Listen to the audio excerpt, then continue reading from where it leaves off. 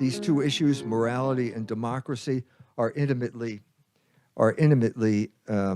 related because, as John Adams, one of America's founding fathers, said, we have no constitution that functions in the absence of a moral people. In order to destroy the American form of government, the cultural revolutionaries had to first undermine America's understanding of morality, because only morality guarantees the freedom necessary for self-government. Unlike Aristotle, who argued that men were slaves physiai, which is to say by nature, St. Augustine took a radically moral view of the issue. Man was free as long as he was moral, which is to say acting according to the dictates of practical reason. It is clear, he wrote in The City of God, that sin is the primary cause of servitude. That means, he continued in another passage from the same book, that a good man, though a slave, is free, but a wicked man, though a king, is a slave. For he serves not one man alone, but is what is worse, as many masters as he has vices. This, I said in another context, is the foundation of the regime that we now live under, which is the opposite of Christian culture that was created during the 1,000-year reign after the fall of Rome. The Christian says, if you want to be free, be moral. The anti-Christian government of Antichrist that begins, you can name it, maybe with the French Revolution, but we have various categories, takes that and turns it upside down, turns it on its head, which is basically, if you want to maintain political control, promote vice. And that's the story of our culture right now. America rules the way Satan rules. That's why the Iranians call it the Great Satan. It rules by moral corruption. And it spreads this moral corruption throughout the entire world under the pretext of spreading or concern about human rights. And so when Obama goes to Kenya, what does he talk about? He lectures those people on human rights, which means the right to sodomy or the right to abortion. Man is a rational creature, okay, which means he has to follow the dictates of practical reason. So there can be no right to something that is morally wrong. That's impossible, and this is the sleight of hand that is now being used to deprive us of our government, our representative government. And I say this because I watched it happen firsthand in the state of Indiana. I don't know, those of you who are not as fortunate as I am living in the state of Indiana may not have noticed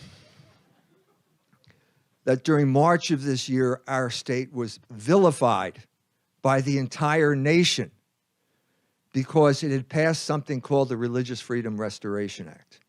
The citizens of the government legislature had passed this law. This law stated simply that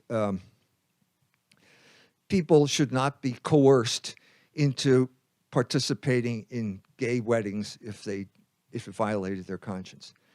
This outraged a particularly influential group of people in the United States. It also, the governor of Indiana, by the name of Mike Pence, is a Republican. He was totally befuddled. He did not understand the way warfare is conducted in our age. As I said before, it's not guys in red uniforms firing cannons at guys in blue uniforms anymore. It's going to be about human rights or homosexual discrimination. And so when Mike Pence went on Meet the Press, he looked like a deer caught in the headlights. He's a Republican. And the reason he was so befuddled is because the revolutionaries in this instance were a cabal of three different groups of people. The CEOs. Republicans are supposed to be they stand for the CEOs. That's their party, right? So why are they doing this? The homosexuals and the Jews. What do these three groups have in common? They're all minorities. The 1% on Wall Street became famous. Homosexuals are between 1% and 2%, any accurate indication, and Jews are always a minority in any culture where they live. What do they have in common? They have enormous political and media and financial power. And so what is their main problem? How do you get to impose your views on everyone else when the official explanation is that we live in a democracy? How do you do this? Well, you do this by by talking about human rights and by talking about the morality of human rights. The net result is tyranny. In an article which appeared in First Things, a Notre Dame professor, Patrick J. Deneen, wrote, "What we saw in Indiana was not just a miscalculation by Republicans. We saw fully unmasked just who runs America and the kind of America that they are bringing more fully into reality every passing day.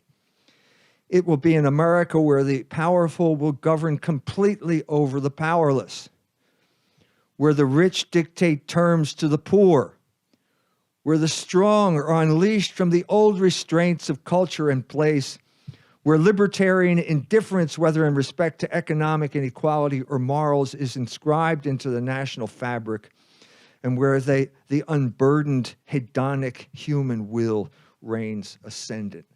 That's the world we're facing now. We're talking about successful revolutions where the communists failed. If the communists had showed up in Indiana and said, we're going to rewrite your laws, well, who would have gone along with it? The Republican governor? No.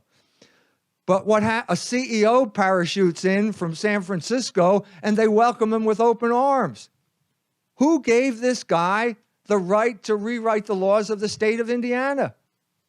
Nobody can answer that question. I've asked one politician after another. They can't answer that question. He doesn't live in Indiana. Nobody elected him. We elected a certain group of people, and they were completely ignored by this revolutionary cabal that is now the ruling coalition in the United States. It's not just the United States. The Riffer coup d'etat employed the same modus operandi as the one which Victoria Nuland orchestrated in the Ukraine in February of last year, which was in turn a replay of all of the so-called color revolutions which the CIA used to take control of the southern tier of former Soviet republics during the years following the fall of communism. What happened in Indiana during Holy Week was also followed the pattern of the failed coup d'etat in Iran in 2009, when the CIA, the National Endowment for Democracy, and a host of other NGO fronts for covert warfare tried to overturn that year's election. There's even a movie about it. It's called Rosewater. Jon Stewart is the director of that movie. You can see what they did just by looking at that movie. Marx's contention that history repeats itself, first as tragedy and then as farce, finds easy substantiation if we compare the two catalyzing events of the respective coups in Iran and Indiana. In Iran in 2009, we had the tragic death of Neda Sultan. In Indiana in 2015, we had the story of Memories Pizza. Remember Memories Pizza? It's a pizzeria in Walkerton, Indiana. You've never heard of Walkerton, Indiana. It has 2,000 people. The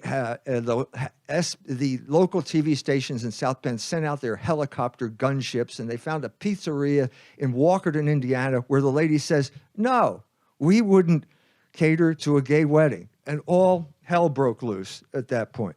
Both of these things were media-confected events used to justify their various respective media-orchestrated color revolutions.